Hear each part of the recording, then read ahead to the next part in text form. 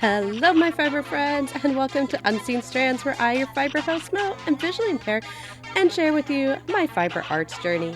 Today is not going to be in 3 minutes or less and is going to be uploaded as a podcast or short video, so to speak. So a little change in my intro there, but hopefully I'll actually get the intro music on this one since I am recording it on the computer, but we will see. So the reason for our little change to the normal is I can still record these audio files for you. It's just that they're not as fun as the visual ones. And so that's why I kind of been just doing the shorts for you and not doing the other things. But if you hadn't noticed, I've been kind of MIA for the first half of March. And I kind of need to catch up with you guys and get things figured out and back on track, so to speak. And so I thought we'd go ahead, just do this audio podcast for you, and then start over and get going again on our daily shorts. I do enjoy doing daily shorts with you. But the first part was I deleted the wrong files when I was traveling. And so I didn't have my daily files to upload while I was out. And then I had a little unfortunate event happen where I left my knitting on a plane seat next to where I was sitting because I had to put my stuff down to pick up my claim ticket because they checked all our carry-on bags before we came in. And I set it down and my book bag that went under the seat and lost my knitting because I forgot to pick it back up, apparently. Not exactly sure how I did that, but that's how things went. So I started off going to DC with ACB and planning on doing knitting in my meetings while waiting for things to progress. And I didn't have my knitting to work on, and it was driving me up a wall.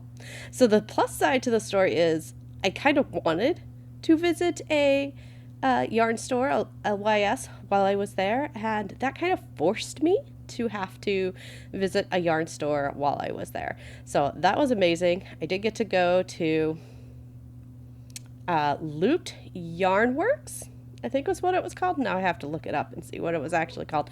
I think that's what it was. Just a moment, I got a cough. So where did I leave off? So I went to the yarn store. I was able to get some yarn that I would not have found around here. They specialize in some yarns that are hand-dyed in Germany. And so hopefully I will get a stash enhancement video for you on this next Saturday and show you guys that. Although I will tell you, I am probably going to have a half-finished object by then.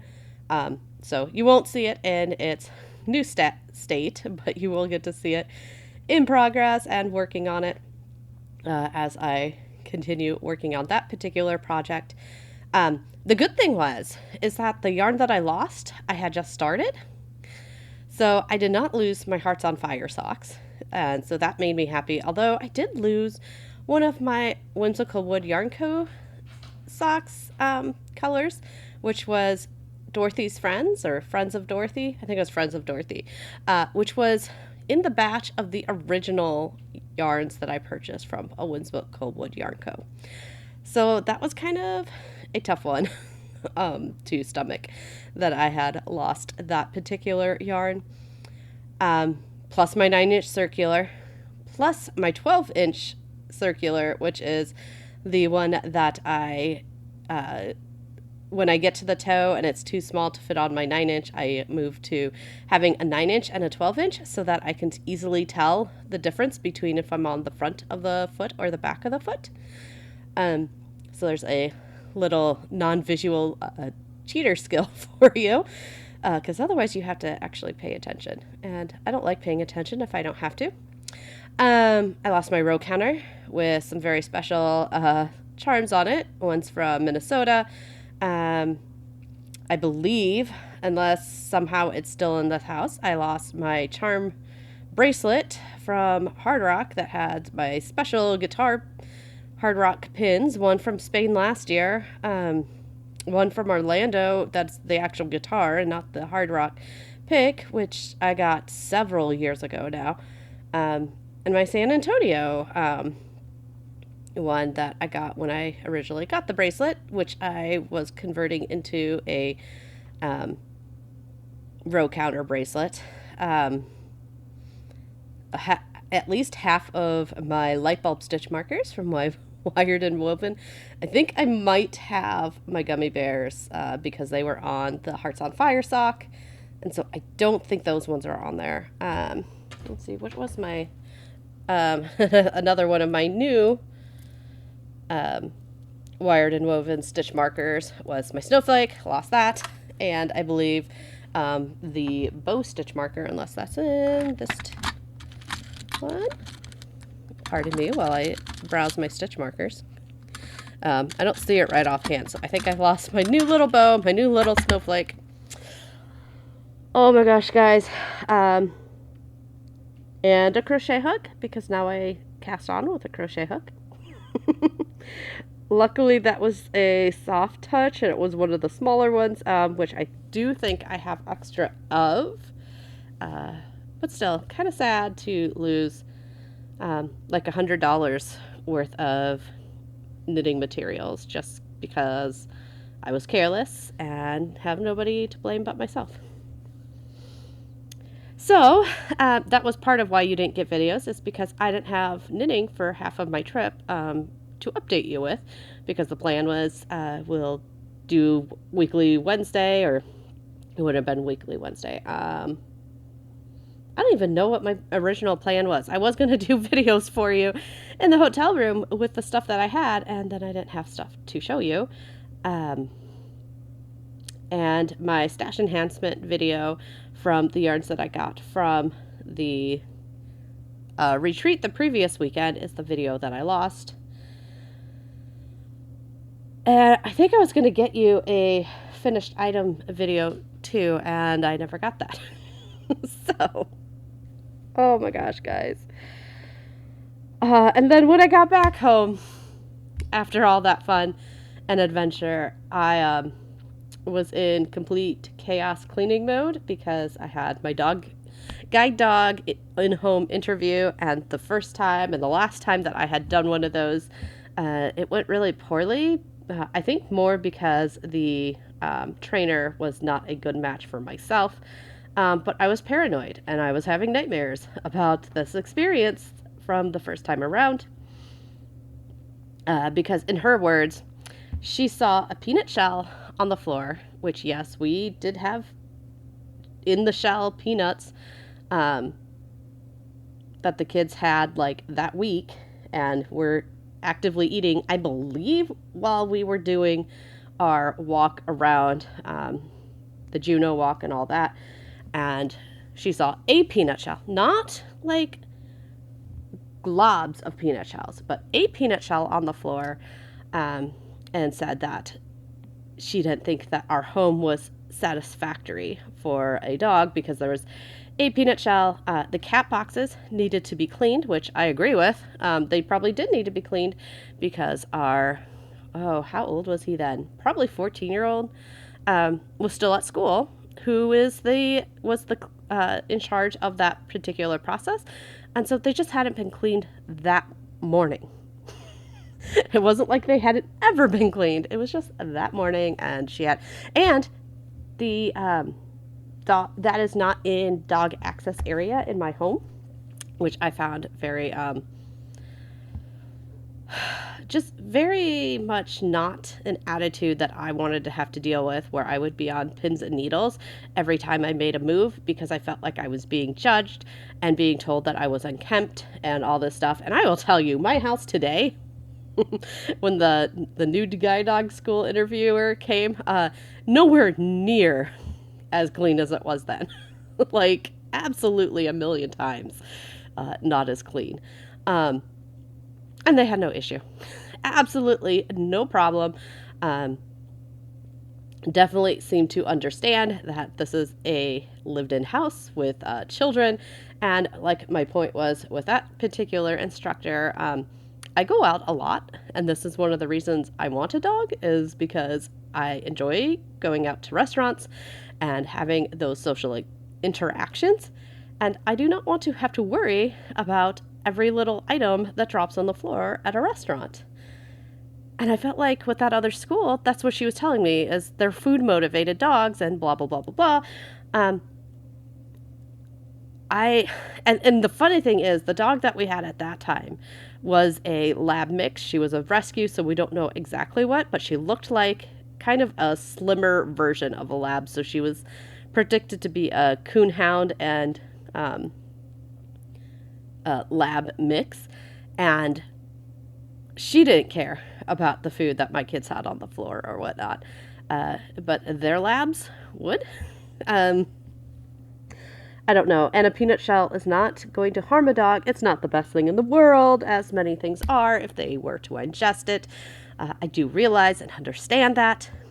But the reality is, they're going to see much worse in the world than a peanut shell. And so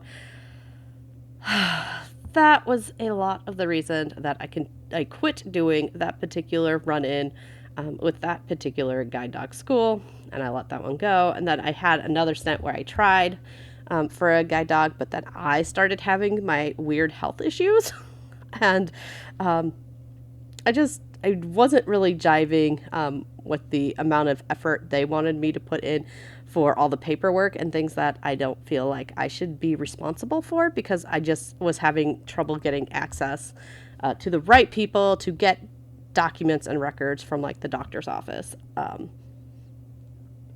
And then this new school that I'm going through this time, they take care of all that stuff for you. You just send them the info and they worry about it more or less, instead of putting it on you who can't tell if it gets to them or not.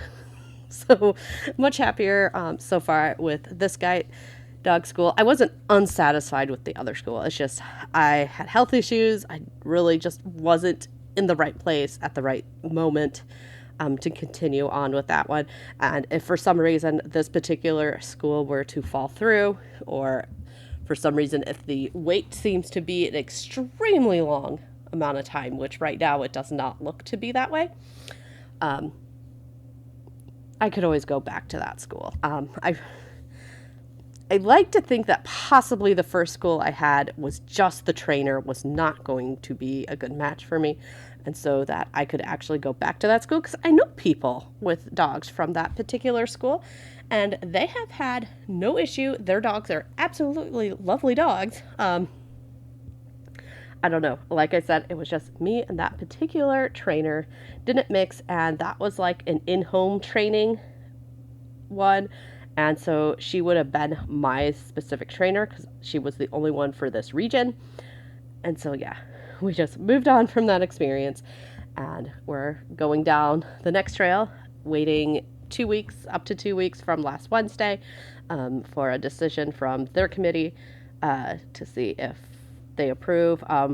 Probably the thing that would affect me the most with this particular guide dog school is that I don't have a regular job, and so I don't have a stable everyday schedule that the dog could be on, which I'm like, dude, I don't know who you're pretending to talk to, but my day is never the same. And I don't see a lot of people who have the exact same work schedule for their dog. But I'm like, my schedule is never the same, and I'm off in several places all the time. I travel probably at least every other month to every month, depending on, I at least go air travel a couple times a year. Right now, looking to be 2 or 3 times a year, and then traveled to my mom's and that kind of stuff. Yeah, just lots of variety, and not ever really in one place very consistently. And then it's getting to summer when we're out a lot more than we are during other seasons of the year. But anyways, I've traveled long and far off yarny topics, but that's kind of the guide dog update, and why I haven't been as active and as focused on yarn arts is because I've been super worried, super nervous, and just overwhelmed with that whole kind of coming back from the past and dealing with my own emotions and nightmares and different things. And I would call it all the way to nightmare. And like my roommate, when I was over in DC, even mentioned how I sat up in bed like twice while we were there, and just was like, didn't ever say anything, didn't acknowledge her or anything, and just sat up. I have no recollection of this, but I have a huge feeling it has a lot to do with just this pressure and level of worry I had going on for what was happening. So, that all to say, I did, again, get to that local yarn store. Lovely experience. Got a new sock yarn, so another one to add to the collection. Oh, and I lost my weight tag, because that particular yarn did have a weight tag on it. So that was another thing. I lost another $1 there. $1 and then some.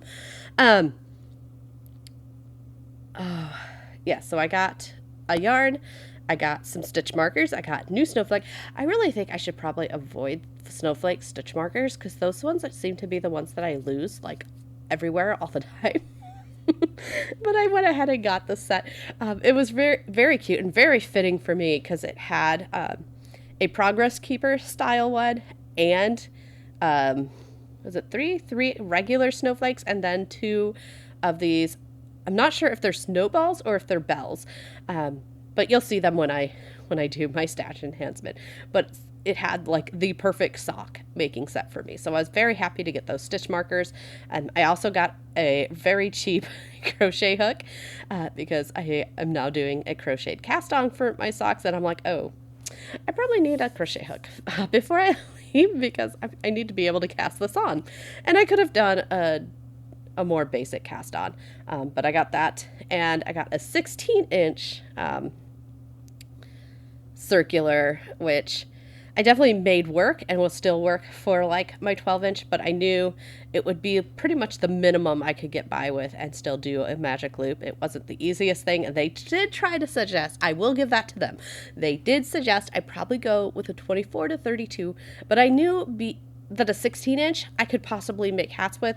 I knew I wasn't going to really use a 24 or 32 ever again, unless I really get into making sweaters, but even then, a 32 is probably not going to be enough. So I went with the 16, and I definitely made it work, although it's probably not the best on gauge, flawless work I've ever done. So we got that. I've gotten home. Like I said, I am past the heel now on that particular sock. I have not picked back up my Hearts on Fire because I'm still trying to figure out, and I might just put that aside for a little bit. I'm really trying to decide if there's some kind of heart or flamish like cable that I could do on the foot of the sock, like on the top of the foot of the sock. Doesn't need to be, or just along the upper side of the sock. And I don't really want to finish what I'm at until I officially make a decision on that part of it.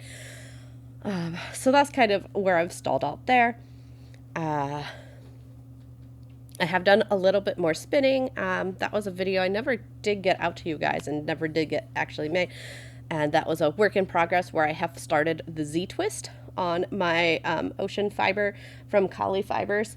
And that I'm not quite halfway through that third braid of fiber on that particular project.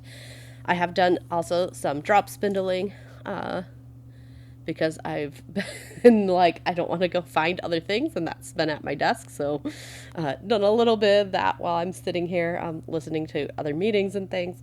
And I actually did pick back up that Tunisian project.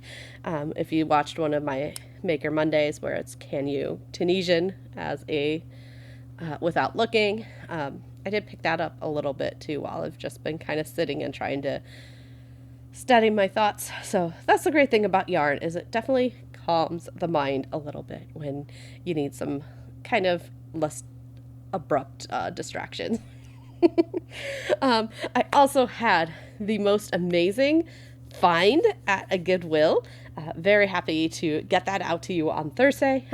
Let's just say I spent $2.40 on hand-dyed yarn.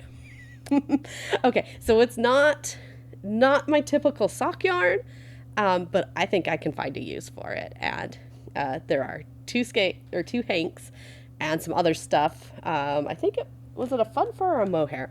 I can't remember. There was more of two skeins of like a regular run-of-the-mill yarn, fun fur or something. I don't think it was fun fur, but something along those lines, an eyelashy kind of yarn. And then this other yarn that was from a dyer. I think we decided it went back to like 2017 or something. So about the time I started this whole independent yarn dyer journey that I just love.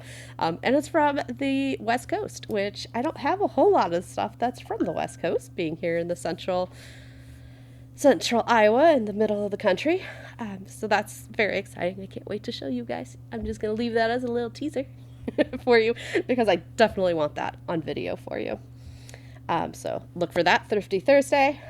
Definitely a work in progress on Wednesday. Tips and tricks. I'm not sure what we're going to do on Tuesday. You might just get some kind of random video. We'll see. And hopefully finish it Friday, and we'll finally get up the finished item that I've had for like 2 weeks now. Or you may get a flashback to a finished item that is older than we've owned this house. I have a finished project that went back that far, and that was the one you were supposed to get on the 6th, which was my son's birthday, and that didn't happen. But the funny part of that story is that that particular item I know was made back in the old house, and it was made around his birthday then, when he got it, when he was like 8, and now he's 19. Oh my God. Such an old work in progress that is now finally finished, but I lost track of it. Like, that is the big story there. I had, it was something that needed an applique attached, and I had the one piece and didn't have the applique still. I had no idea where it went. I completely forgot about it. I was cleaning and organizing before we had this visitor, and I found the applique, and by some random chance, I found the other item, and it's finished. So anyways, guys, I think that's all I have for right now. Like I said, I just wanted to kind of catch up with you. This is way longer than I anticipated it would be, and just wanted to give you an update of all the randomness and all the places my head has been, because, oh, and not to mention, what did I do? Yes, I took on being the committee chair for another committee in ACB Next Generation, which is American Council of the Blind Next Generation, because I have all this free time. I don't know if you guys have ever noticed all the free time I have. But somebody needed to do it. Nobody was stepping up, and come on, I've been a program coordinator as a profession. Like, that was one of my titles when I was actually getting paid to work. So I took that on. I am also the Budget and Finance Committee chair there. I am treasurer there and treasurer for my local Iowa Council of the United Blind chapter, which is the Golden City chapter, something like that, because it's the capital chapter. So yeah, just a little bit going on here. I mean, all this free time. Yeah, we have so much free time. But anyways, guys, I will talk to you later.